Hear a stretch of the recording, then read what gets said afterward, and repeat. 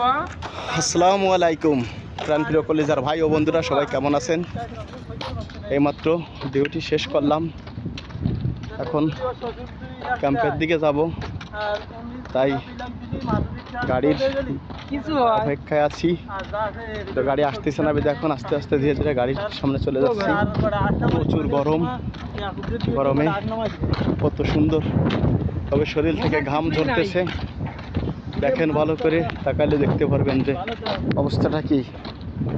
এতটা গরম, প্রচুর গরম, মরুভূমির গরম, সৌদি আরবের গরম, একের গরম,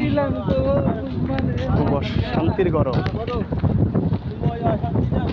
সোনা যেরকম আগুনে পড়ে খাঁটি হয়, আর প্রবাসে মরুভূমিতে আসলে মানুষ এই রোদে পড়ে খাঁটি হয়ে যায়। কি বলবো আর, সুখের কথা।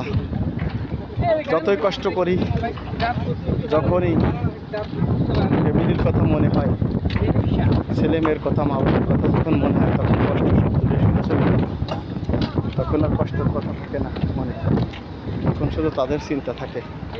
আর যতটা সময় কাজ করি, 45 ডিগ্রি, 46 ডিগ্রি, 50 ডিগ্রি, 55 ডিগ্রি সেলসিয়াসে কাজ করতে হয় এই মরুভূমিতে ভাই।